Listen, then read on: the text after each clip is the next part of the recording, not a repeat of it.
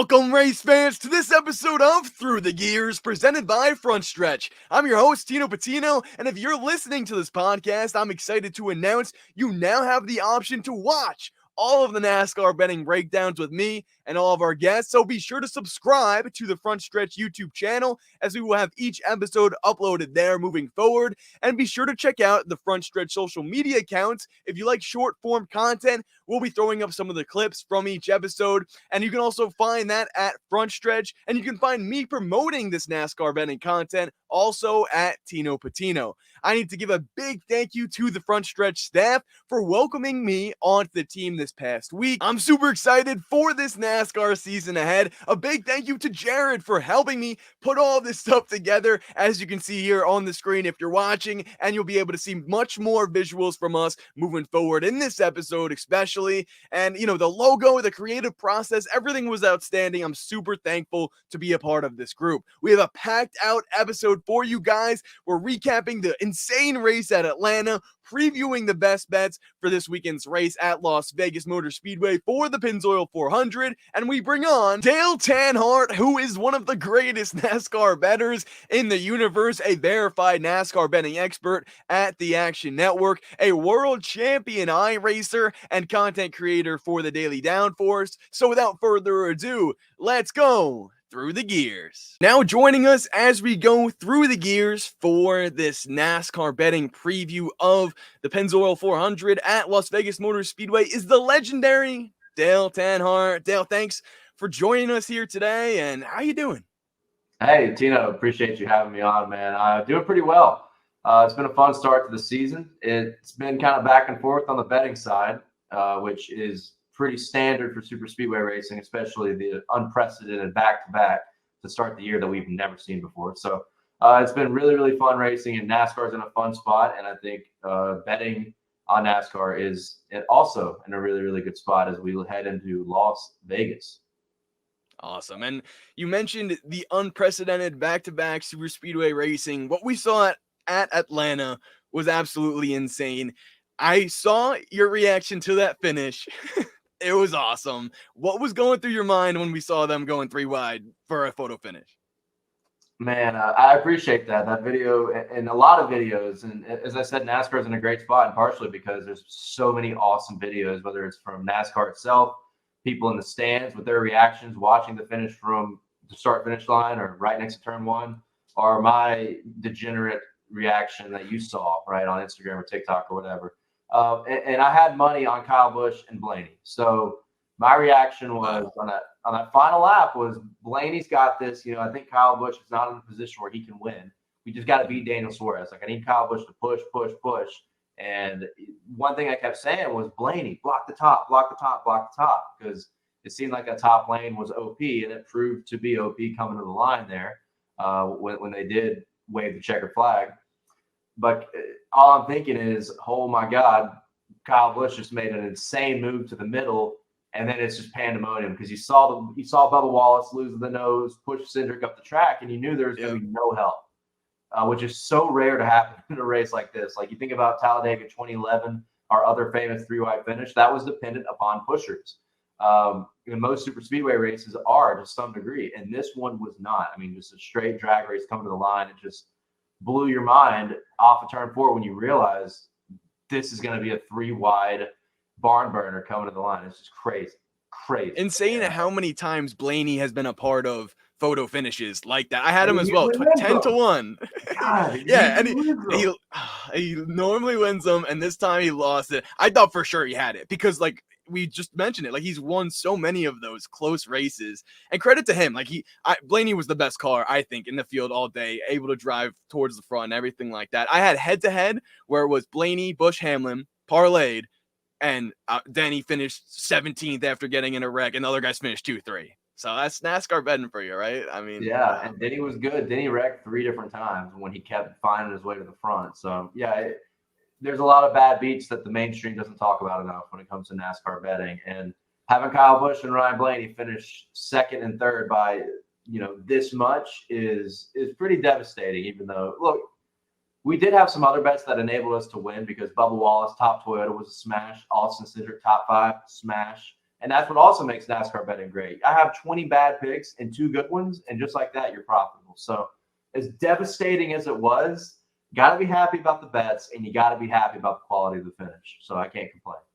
100%. Like, that's the biggest thing that was a hard, like, I'm going from 3/1000ths of a second away from hundreds of winnings.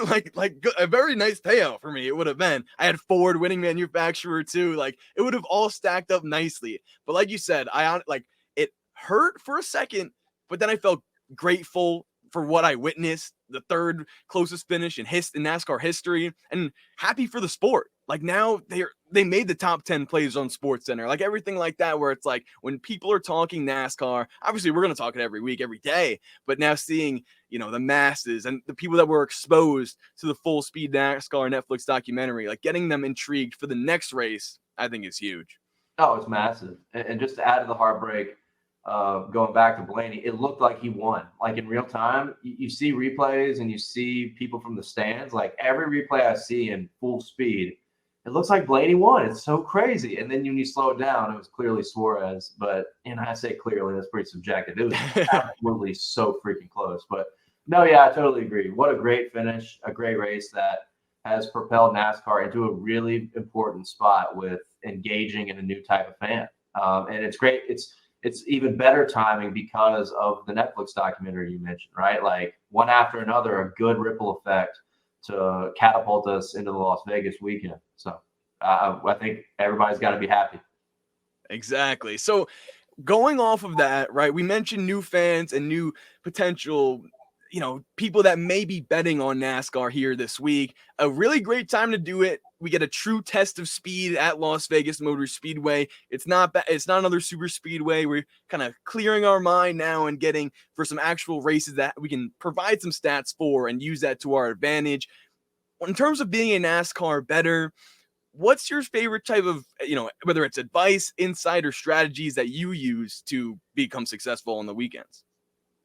Yeah, I think one is scanning the sports books, right? It's an unprecedented sport when it comes to discrepancies in value and in lines. Now, value is whatever you want to interpret it as, but when it comes to the discrepancies in lines, it's very different from what you typically would see in mainstream stick and ball sports betting like the NFL, MLB, NBA. You'll see some differences, but in NASCAR, you see major discrepancies, especially between outrights. I mean, you'll see discrepancies in head-to-head matchups, which are typically heavy minus odds or slight plus odds bets, right? So there's discrepancies everywhere. I think there is a lack of knowledge, a slight lack of knowledge where we are today versus where we were 4 years ago. But there is, I think, a somewhat lack of knowledge compared to other sports in the Vegas world, just because NASCAR is not as mainstream as a lot of these other sports that I just mentioned are. So I think that helps in creating the discrepancies.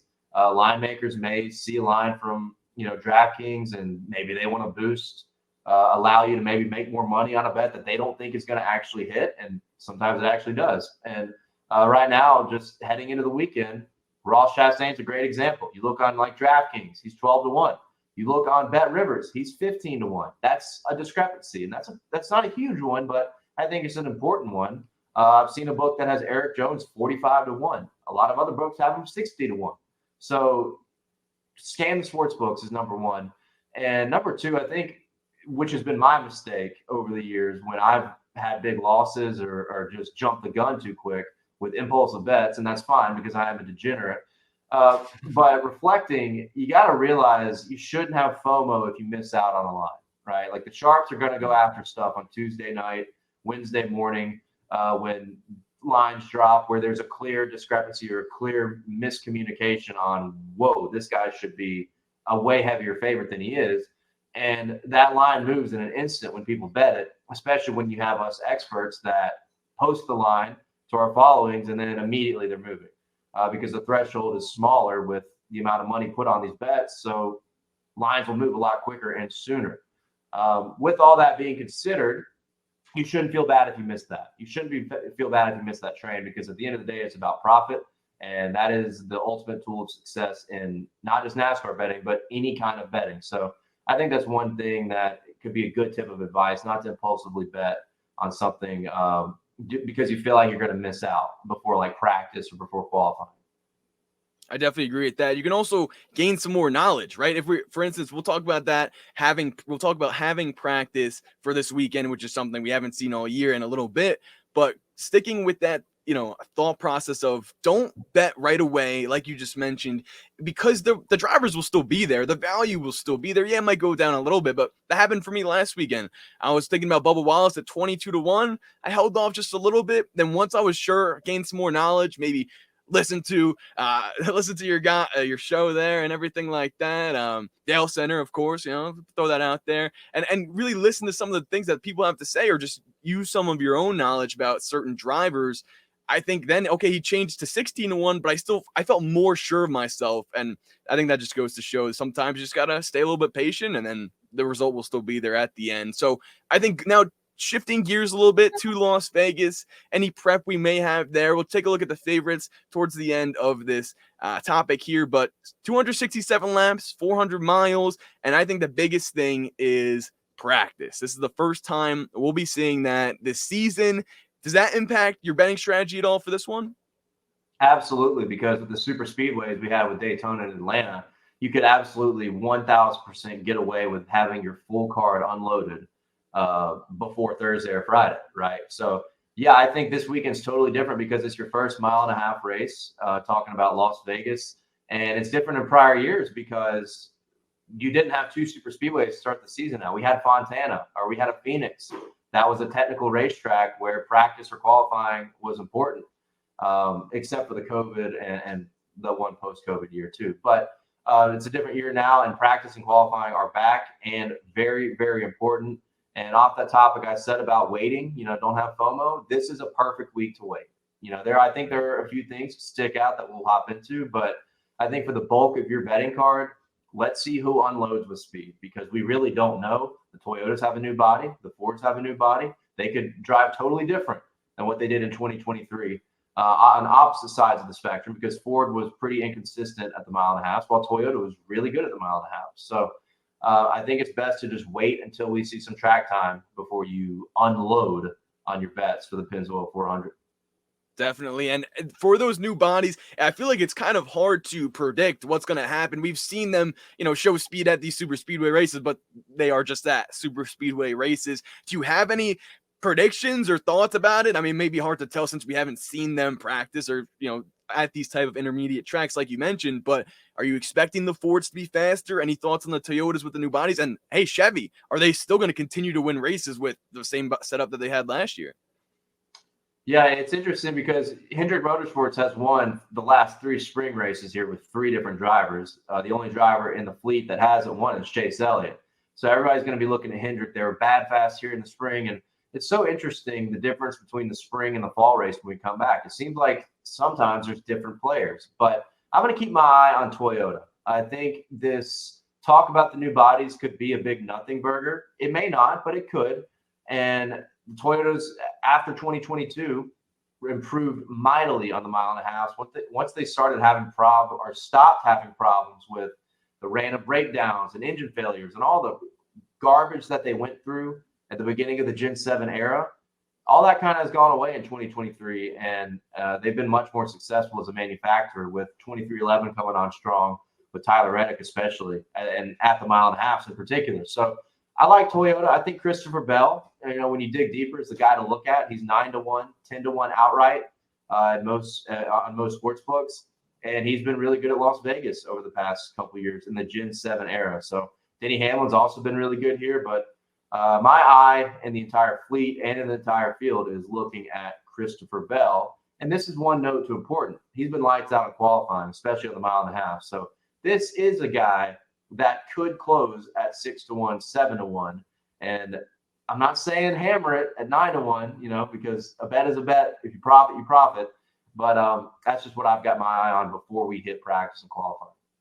No, definitely. And it's something to be aware of, the closing line value on these certain drivers. If you guys out there tuning in right now may not know what that is, it's okay. The value they're set at right now, and the difference that can be post-practice and post-qualifying, as Dale said here. Taking a look at more of the favorites, Christopher Bell is one of them. The top 5, we got Kyle Larson 4-1. Then we go William Byron plus 850. So a big shift there. And I think for a good reason. Let me throw out some stats here. In the next-gen car, Kyle Larson has 3 top 2 finishes in the last 4 Las Vegas races. So that's insane. He won the last race, the most recent race there last year. And the only race that he didn't finish, I guess, inside of the top 2 was the one he got in an accident with, along with Bubba Wallace there in 2022. So William Byron, again, he's plus 850. Denny Hamlin, Toyota, we talked about them, plus 850 for him. And Blaney is 9-1. And C-Bell, like you mentioned, is 9-1. He was my guy as well. I was going to mention, just looking at the favorites right now, only them, Christopher Bell stands out to me the most. What are your thoughts on Kyle Larson for seeing as heavy as a favorite he is? Definitely waits like until post-practice and qualifying for him, would you say? Yeah, I think this is a split bag. I think some people are going to say, oh, he's going to qualify well, he's going to practice well, he's going to lead the field in lap averages between 10 laps and 20 laps. And they might think that 4-1, 4.5-1 will be gone. But I'm a guy that is as dominant as Larson has been at Vegas. And he did win the fall race by a nose over Christopher Bell when he was running him down. I just can't take 4-1 for the first mile-and-a-half race of the year at this point in time. And you just never know. We've seen Kyle Larson make a lot of mistakes in qualifying. We've seen him make a lot of mistakes in the races. One idea would be to maybe wait all the way till Sunday and put a live bet on Larson whenever he does make a mistake, when he has a speeding penalty or he has a spin where he doesn't hit anybody. That could be a good option that I've seen a lot of other people employ in their strategy when it comes to how to handicap Kyle Larson on tracks he's really, really good at, because he's the king of being extremely fast, having a mistake, rebounding, and still being there at the end. That's just what he does. And he also gives a lot of these races away. Like, he leads a lot of laps and finds a way to be in a phenomenal type of finish where he typically doesn't get the best of. He did this last fall when Christopher Bell almost ran him down, but that doesn't always happen with Larson. And overall, I just don't think I could take the 4-1, 4.5-1 at this point in time, because I'm willing to see if Toyota maybe unloads with a better package. If RFK comes out and unloads how Brad did in the fall of 2023, 2311, Joe Gibbs. I mean, there's a lot of variables on the table here for the first technical racetrack of the season. I'm glad you mentioned how Larson drives throughout these races, right? He can be all over the place sometimes, like you said, from leading laps to almost spinning out. In the last race we saw, Las Vegas Motor Speedway, his car looked like pointing towards the inside wall. He was able to hit the wall, stay clean, get a pit stop, and ultimately work his way back, and then still almost blew it to Christopher Bell, who caught up to him there at the end. So, and I think that's a smart thing that you also said, which is like, sometimes you can get away with live betting in NASCAR, and sometimes with a driver like Kyle Larson, where realistically, Dale, how many times are we seeing a 3-1, 4-1 favorite on these tracks and they actually go out and win? To me, the only driver that has been able to do that is Kyle Larson, but that's only one guy, and there's so much value out there on the board. And I think when it comes to drivers like him that are favorites, it's definitely more beneficial to wait to see how the car actually unloads because of the value that's on the board.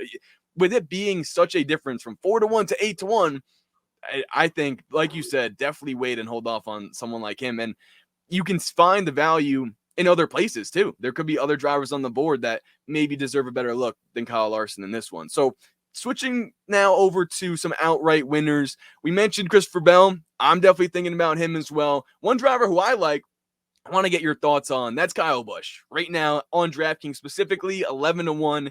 I think this is a driver who is capable of having the best closing line value in this race. I think Kyle Busch can potentially go out, qualify well, and we can see this number be cut in half. He has 3 top 5s in the last 3 races at Las Vegas. He is the current points leader as well, and he's racing in the Truck Series too. Whenever Kyle Busch races in the Truck Series, I like the broom to come out and get a sweep. What do you think about KFB this weekend? Yeah, you can't argue with the stats, right? He's been really good here. He's a former winner here. He's been consistent, whether it's with Gibbs or with RCR now. So I don't think it's a terrible bet. I'm kind of in a spot where I'm just not sure, honestly. You know, sometimes you evaluate, you look at data, and you come back and you say, well, what did I just say earlier? It's the first mile-and-a-half race of the season. It could be different. You know, teams could be totally different in their trajectories on speed compared to where they were in 2023. So I'm really not sure. I don't hate 11-1, but I think a good phrase to say here is if you're unsure, then don't, right? If you're not sure about something, don't. And I'm not sure about Kyle Busch at this point. I'd like to see what they do when they unload this for practice and qualifying, and then we can reevaluate. But 11-1 is not bad, but I think there's a decent chance you'll see 10-1, 11-1 before green flag.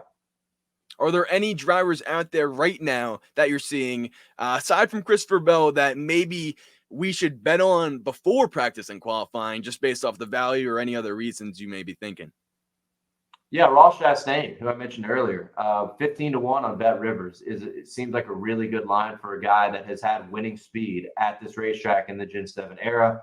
And just to keep it simple, I mean, he's run top 5, he's led laps, he gave away a win with 2 to go, 3 to go against Joey Logano fall of 2022. I mean, it's knocked on the door of winning this race. You got Trackhouse momentum with Daniel Suarez. I really like Ross Chastain and that particular line, 15-1 on Bet Rivers. They're pretty inconsistent in qualifying, but they've typically qualified pretty well at the 1.5 miles.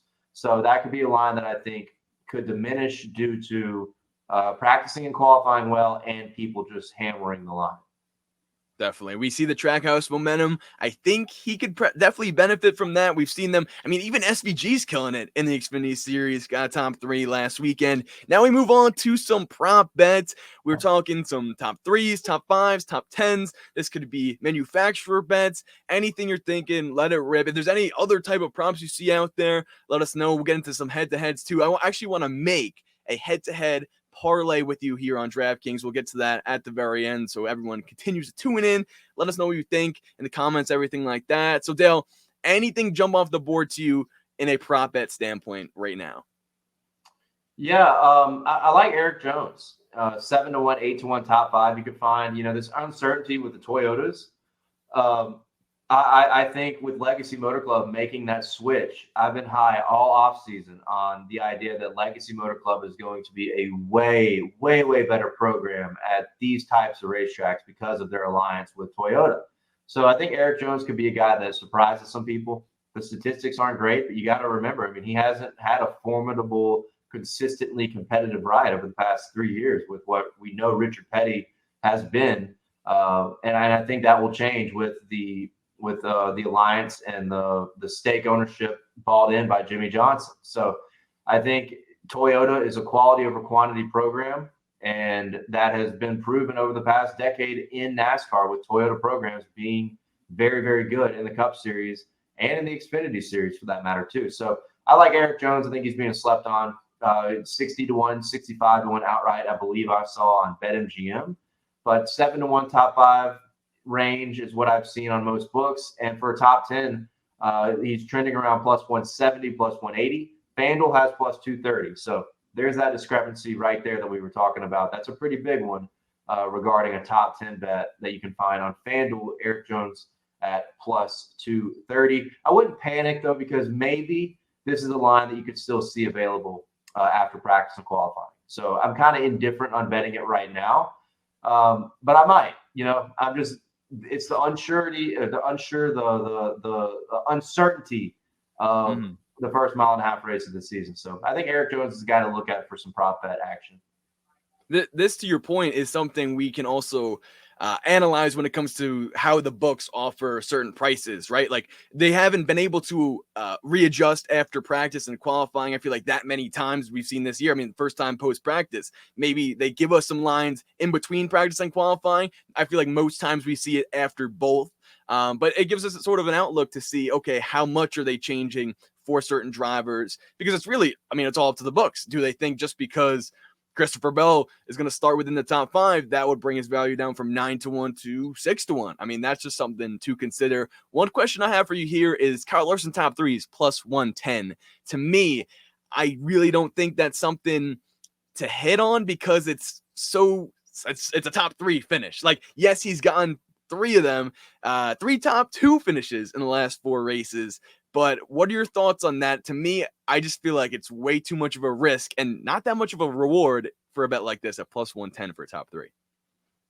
Yeah, I agree. And I think that is a line that won't see a lot of movement. Honestly, if I can still find, if Kyle Larson goes out and practice and qualifying and he blows the field away, I still think there's going to be a sports book that will give you close to even money for a top three, just because of the uncertainty that I keep reiterating about this being the first technical race of the season. So that's not a bet I would place right now. I think it's too early. But Bet Rivers does have plus 125, so you get a little bit better value when you scan the books, as we've reiterated too. So I wouldn't do it at this point, but I also wouldn't blame anybody else for doing it.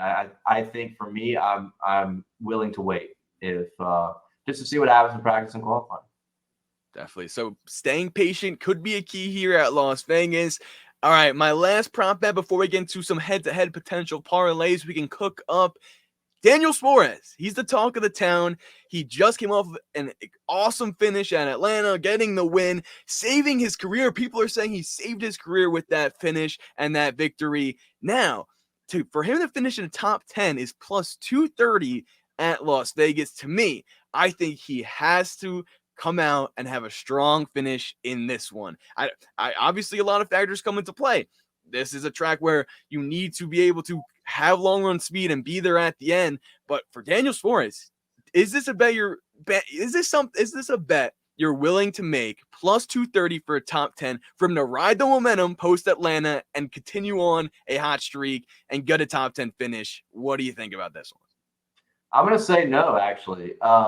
What we've realized is Suarez is in the playoffs, right? An incredible win, or he might be in the playoffs. It's almost certainty because it's a rare chance we see 17 drivers win a race that could put him in jeopardy. But one thing you got to consider is he's got a new crew chief on the box, right? A new crew chief can come to Daytona or Atlanta and do just enough to help you get a win because all the cars are really, really similar and heavily restricted. So anybody can compete at the super speedways, but I think it's a road ahead to build some camaraderie on the technical cookie cutter racetracks with Daniel Suarez. So that's a bet I'm willing to wait on when it comes to Mr. Daniel Suarez. All right, Daniel, mi amigo. Sorry, we're not riding with you this week. All right, now let's move on to some head-to-head matchups here. I want to put together a 3-leg parlay via DraftKings as they let you go through and do this here. I'll read off some head-to-head matchups, and I want both of us to put our minds together, get in the kitchen, cook something up for the viewers out there. First one that I'm going to read off, I know which way I'm going, and let's see if you agree. Ryan Blaney's minus 110 to finish better than Christopher Bell at minus 120. What are you thinking for that one? Yeah, that's actually the first bet I placed this week is Christopher Bell over Ryan Blaney. That's not for a parlay like you're talking about. That's straight up. And I'm not a huge matchup guy, but that's a matchup that stuck out to me. When you look at the data, Christopher Bell is 3-1 head-to-head against Ryan Blaney in the last 4 since 2022. And the one where he didn't beat Blaney was because he was swept up in that Larson-Bubba Wallace crash that was a famous clip in the NASCAR realm.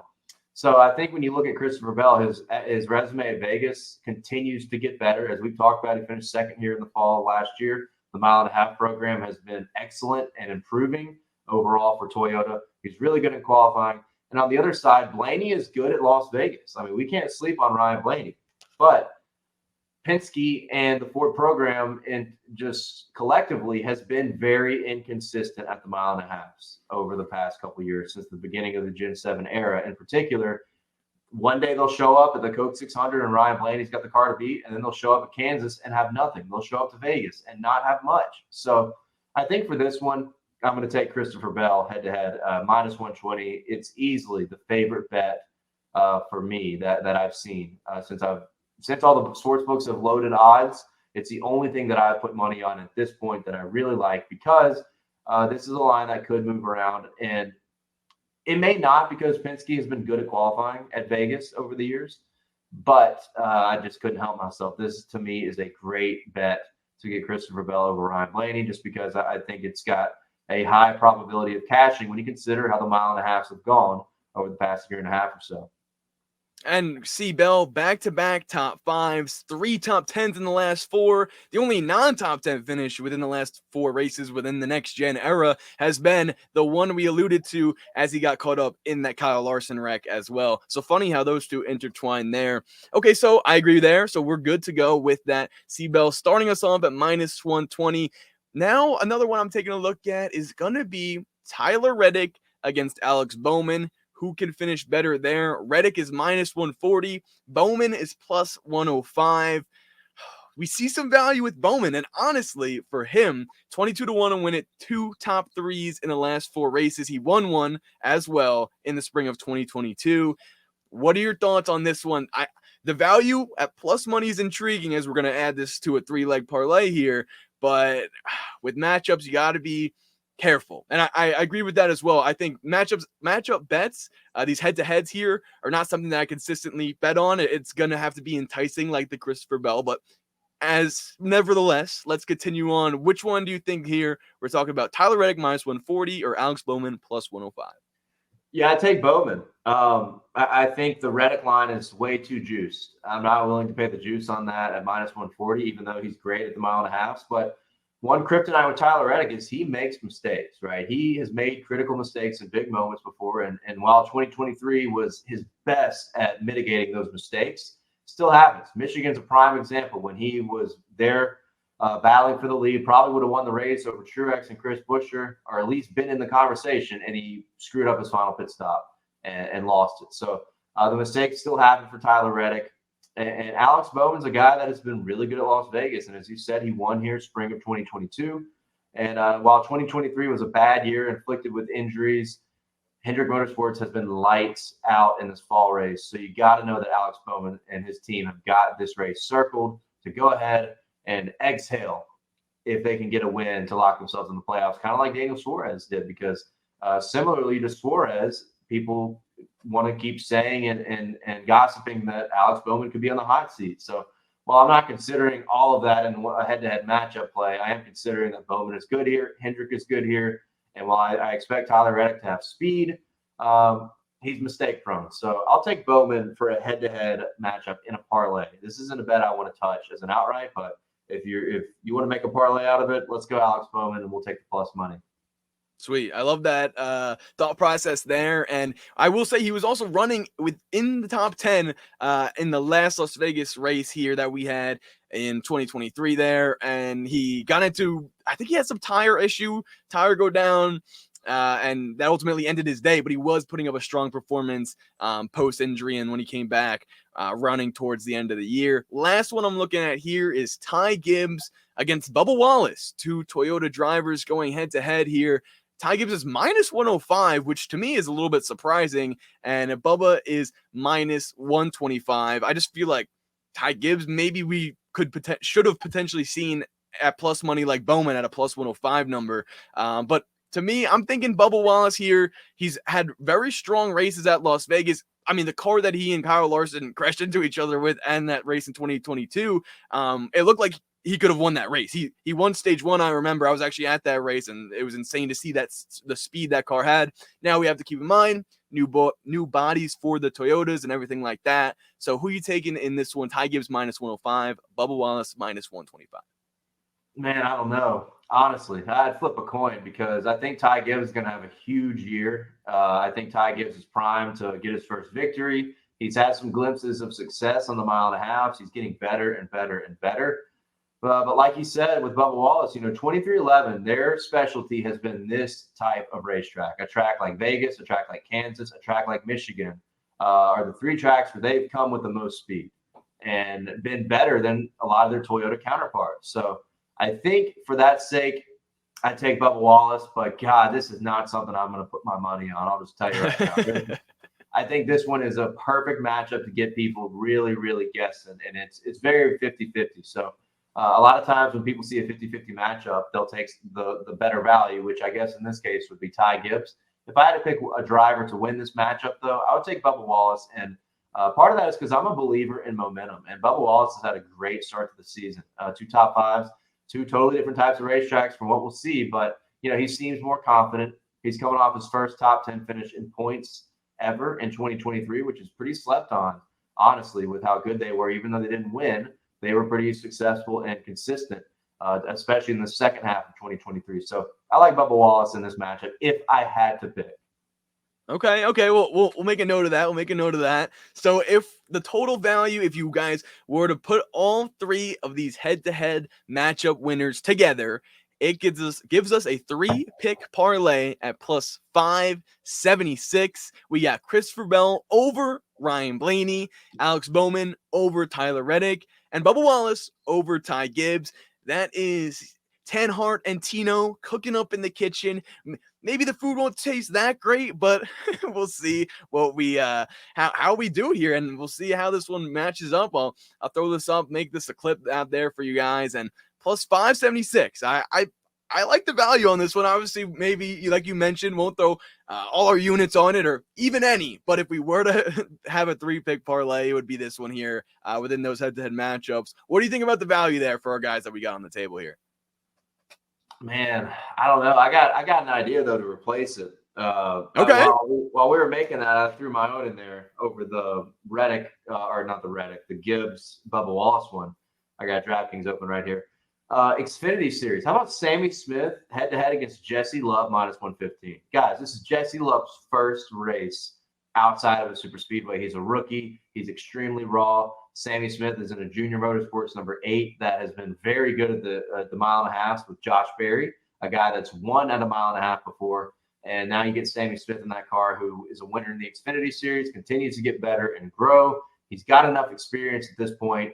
Give me the experience versus the non-experience. Plus, I think he's going to have a better race car. So I would replace the the Bubba Wallace Ty Gibbs matchup, and I'd put Sammy Smith over Jesse Love at minus 115, and that gives you 6-1. So you get a little bit better value with that. So I like that. Let's do that. That's just an option. That's just an option. You want to dabble in the Xfinity trucks? That's a bet that I really like.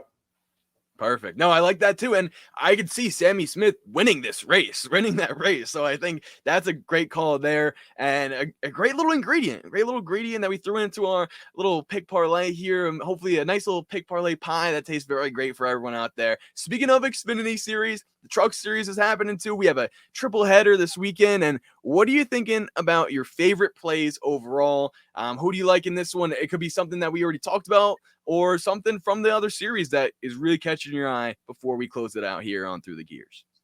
Yeah, it's tough. It's tough because trucks, especially, these are the worst weekends because, and this is what the books want. They want Cup guys to jump down on the trucks to confuse you and make you not want to bet on it or believe you have better value on some of the truck regulars. And then they go out and they get smoked by Kyle Busch, Christopher Bell, and Zane Smith. So Kyle Busch is basically even money to win this race, which is just devastating as a NASCAR bettor. And we get it 5 times a year in trucks. So we hate that. So you've got an option. You can either hammer Kyle Busch and hope it pays like it did last week, or you could dabble 3 or 4 outrights alongside of him and hope that they beat Kyle Busch. And I guess I got to look at Christopher Bell at 6-1, 7-1 range for the Truck Series. He's in the Tricon number 1 truck. That's kind of like their I think it's full time, but it's an interchanging, rotating deal where they have different drivers like Tony Breidinger. Who do they have last week? I can't remember at the top of my head, but it's a revolving door of drivers. Is my point. And Christopher Bell has clearly got a stake in that. It's gonna be a DeWalt sponsored truck, so you're bringing that sponsor down from the Cup Series as well, which is cool to see. But for betting, it sucks. But I will take Christopher Bell, who was very dominant in the Truck Series when he reigned there. About 7-8 years ago now. But Christopher Bell, that Tricon Toyota, I think it's going to be a really good truck, and I think he's going to be legitimate competition for Kyle Busch. So 6-1, 7-1 for a guy that's a Cup star versus another Cup star and Hall of Famer. And Kyle Busch at even money, I'll take a chance on Christopher Bell. I like that. And something that I wanted to know with that too was having Kyle Busch win the Truck Series race at Atlanta last week kind of sucked, because I was like, okay, maybe if he doesn't, get a win, they won't penalize us heavily as NASCAR bettors in terms of the line for this weekend at Las Vegas. Maybe it has some impact. I feel like it kind of does, because then the sports books and the odds makers see how strong Kyle Busch is in the Truck Series, and then that hurts us for this week. Would you do, and this is more on the advice side of things, would you consider betting on Kyle Busch in terms of like a hedge with Christopher Bell or vice versa, because of the value Christopher Bell has compared to Kyle Busch? Yeah, I mean, I don't know. That's tough because you want to profit. You don't want to put yourself, because it's technically not a hedge because you've got 30 other drivers that could win the race, right? Like, True. to give yourself, it's hard to hedge in NASCAR because you don't have a guarantee on the other side. So I don't like that strategy typically. Usually in this kind of race, you go all in with Kyle Busch and maybe have one other outright, or you go the opposite direction and you pick 4 or 5 outrights that are legitimate contenders. And I think regardless, I'd take a look at someone like Christian Eckes. I think McAnally, that 19 truck, they have been lights out just on raw speed over the past couple of years. And in particular with last year when Christian Eckes broke out, he's been really good at the mile and a half, especially. So maybe take an eye on Christian Eckes at 10-1, and Zane Smith, the other Cup guy, 9-1. And he's also in a McAnally truck, in the number 91 truck that's been driven by a couple other drivers to start the season. I think it was Jack Wood in both races. Nonetheless, that's a good program that I think, based upon raw speed, with those two guys, Zane and Eckes, bet on those two. Christopher Bell could be a good strategy, and just hope that one of them beats Kyle Busch. Sweet. I love it. Any more plays you got for us? Maybe, or where could we see more of your betting card that you release as we get closer and closer to the weekend, post-practice and qualifying and everything like that? Where could people tune in to see all of your best bets and follow along with you there? Yeah, first of all, I'll go ahead and say there's 3 bets I like to bet all 3 of these and hope that at least one hits. Because of Kyle Busch and Christopher Bell and Zane Smith all being in this race, it gives us some interesting value maybe on the top 5 side of things. I think I'm willing to take a stab on Stuart Friesen and Raja Carruth at 7.5, 8-1 for a top 5. These are good trucks. I like Raja. Friesen has had a terrible start to the season. He didn't have a great 2023, but he's had some legitimate speed at the mile and a half in that number 52 truck. So I'm not willing to give up on him just yet. And I think it could be a good value bet alongside with Raja Carruth, who is also in a good truck with what Spire has, who has won last week at Atlanta with Kyle Busch in the 7 truck. Raja Carruth had a good start to the season in the number 71 in that same exact equipment. And he had some good glimpses of speed in the mile and a half in 2023. And then Dean Thompson, this one's a flyer, 14-1 on Caesar Sportsbook for a top 5. He had some glimpses of speed, top 5 quality equipment at some of these mile and a half in 2023. And while, he's made some mistakes, he's had some crashes, had some bad luck. Never know. These truck races are crazy, wild, unpredictable, and you never know what might happen because of the youth in this field. So I like someone maybe like Dean Thompson as a long shot for a top 5. And to find any of my further dialogue on NASCAR betting every single week, tune into Dale Center, which is on kick.com/Dale Tanhardt, or you can download the Kick app. I know it's new. A lot of old people hate it. That's fine. Sorry. But we're growing big time on that platform with what we've got going on over there with iRacing watch parties and NASCAR betting analysis as well. And I'm working on getting Dale Center uploaded to my YouTube channel. That's brand new. It's been up for about a week and a half. So you can probably find Dale Center on YouTube or on Kick if you want to see it live. Replays on YouTube. So that's where to find it. And for all the updates on all my bets, all you got to do is follow me at Dale Tanhardt on Twitter, Instagram, or join the Dale Center NASCAR Betting Discord. You can find all of that on my Twitter or my Instagram profile. Love it. Everyone follow Dale. He's one of the best, if not the best, in the biz.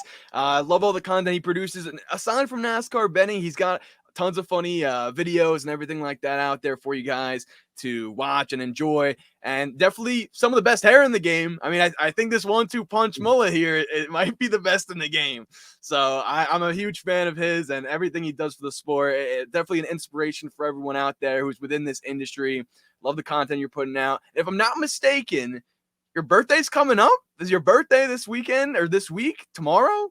Yeah, it's the 29th. I'm a leap year baby, so it's my first birthday in 4 years. So yeah, big day. We're going to Nashville. We're gonna have a good time, and we're gonna show off lettuce you're a big lettuce guy. I mean, between the two of us, there's enough lettuce to fill a farm down in South Mississippi, a crop. So we're gonna show it off in Nashville, have a good time with the boys, and enjoy some NASCAR racing this weekend at Las Vegas. Awesome. Everyone tuning in right now, type in Dale Tanhardt to your phone. Wish him a happy birthday. At the time of this recording, it's not his birthday. It will be after this show comes out. So everyone be sure to give him support and love there all on the socials. Dale, thank you so much for joining us here through the gears. I learned a lot about some NASCAR betting strategies and all about your picks for this weekend. Couldn't be more excited for this race at Las Vegas, and we'll talk to you soon for sure. Thank you, Tino. Appreciate you, and good luck this weekend. Thanks again to Dale Tanhardt for coming on the show. I really enjoyed talking with him, and I hope you all enjoyed this episode of Through the Gears. Did you watch or did you listen? Let me know in the comments, and let us know who you think is going to win the race this weekend. Be sure to follow Front Stretch on all social media platforms for your on-track coverage of the NASCAR racing action this weekend. Be sure to subscribe to the Front Stretch Podcast Network for more shows and content like this, as you do not want to miss the Stock Car Scoop, as I give you the post-race Las Vegas breakdown and everything you need to know from there. And I'm Tino Pattigno. I'll see you guys next time as we go through the gears.